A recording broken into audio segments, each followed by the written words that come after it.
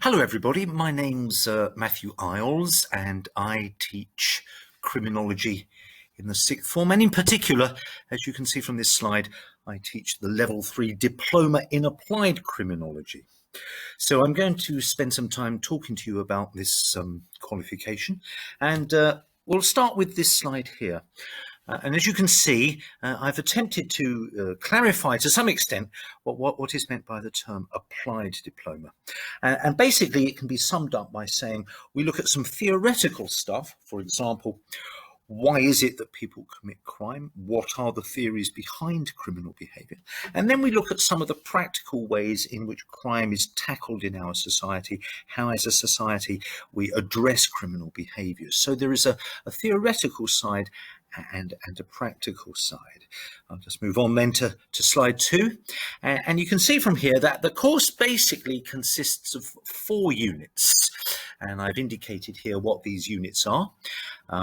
Unit 1 and Unit 2 in Year 12. The changing awareness of crime. So we might look, for example, at how the media portrays crime, whether that portrayal is true to reality, what are the values that drive media in its presentation of crime, and how are we shaped by, affected by, how's our perception determined by media presentation. Unit 2, particularly exciting, I think, looking at criminological theories.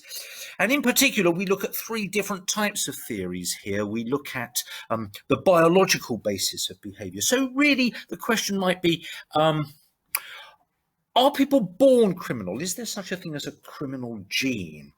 To what extent do hormones shape our behavior? To what extent is crime shaped by hormones?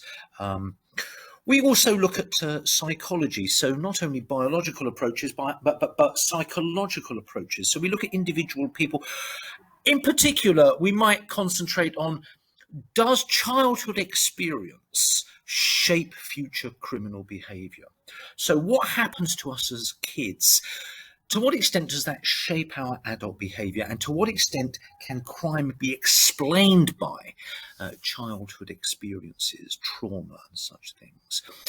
And we also look, thirdly, then at sociological approaches where we don't necessarily focus on an individual, but on groups of people. So we might look, let's say, at white working class young people.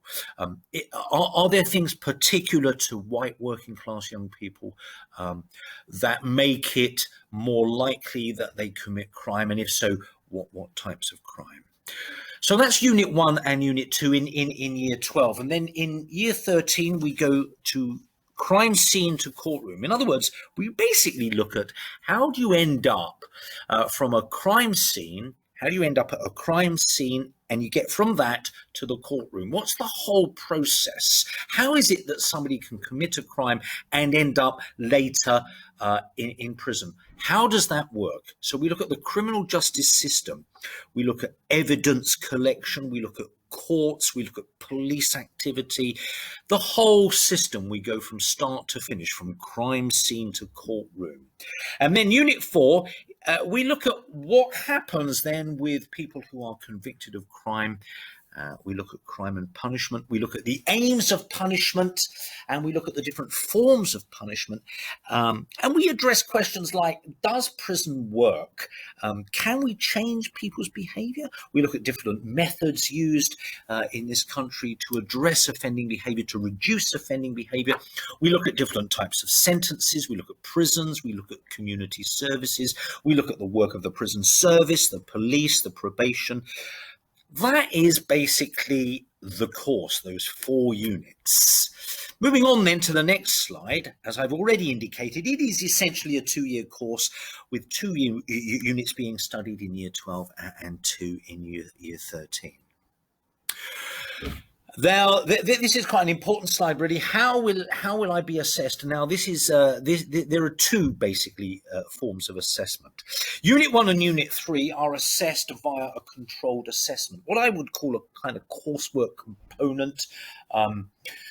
That is a lengthy piece of work undertaken in controlled conditions over an 8-hour period.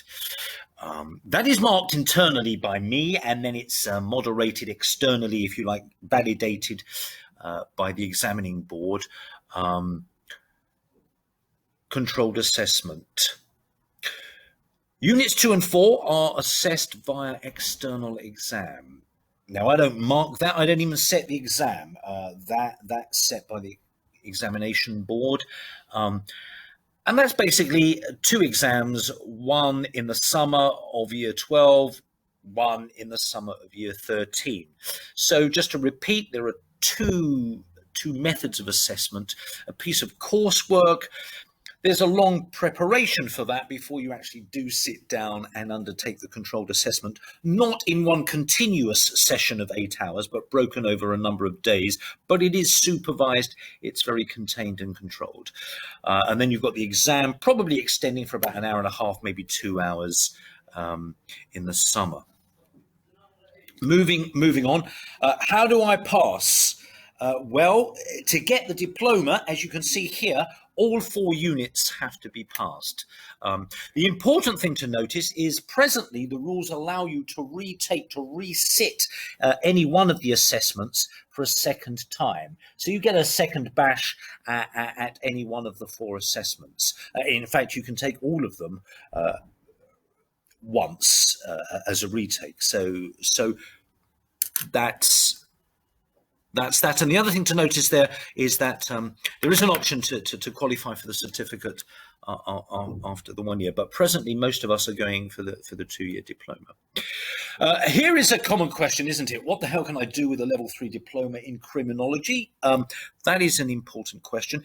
What I decided to do here is to just let you know, to show you what current pupils are doing. And I think this is really a good indication of what you can do with it. Obviously, you can use it as a qualification to gain access to university. You get UCAS points, and you might want to go off and do, I don't know, let's say a degree in sociology or a degree in marketing, and the UCAS points will help you to do that. But specifically with the subject, what can you do with the subject? Well, you can see here that many of our pupils are intending to pursue careers in the criminal justice system. And I've indicated here police officers, forensic personnel, including scenes of crime officers, forensic psychologists, probation officers, social workers. So really you can see these are the type of jobs, careers that pupils are seeking to enter at some point in the future. Perhaps it's worth saying that a number of our boys are doing, well, and girls actually, are doing not only criminology, but also maybe psychology, maybe media studies, and that package is perhaps helpful. Okay, and then higher education. So it may surprise some of you, maybe not, but at a higher education level, we have boys and girls presently applying to do criminology at university. It has become a very popular subject. You don't have to do just straight criminology, you can do criminology plus. So you can see here I've indicated criminology and sociology, criminology and psychology, and there are other related courses. So for example, you might do criminology and social policy with a particular focus on criminal justice. Basically, there are various permutations, but criminology is in there, and there are no shortages of universities offering criminology presently. Moving on. Final slide from what I can see. Yes, absolutely. How do you get onto the course? Now, this has been asked a number of times. There are really, I mean, nobody does criminology at GCSE, though maybe if you did history, for example, you'd be looking at maybe the history of crime and punishment. Maybe that's one unit in history. If you were to have done religious studies, there is a unit that looks at crime and punishment and religious approaches to that. But none of that is specifically required. I've indicated here that I'd be looking really for a level 4 in English language. And the reason for that is because there is a significant amount of writing over time, and you really do need to be able to express yourself adequately, if not brilliantly, and so I've indicated that a level 4 in English is really preferred. That doesn't mean that if you don't have it, you can't do the course.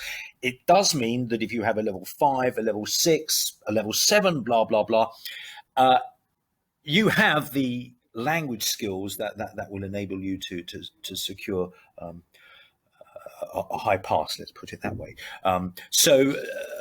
Yeah, so there you go. So thank you, everybody. I hope that's helpful. Obviously, I'm around a lot of the time, and come and find me whenever. Okay, thank you.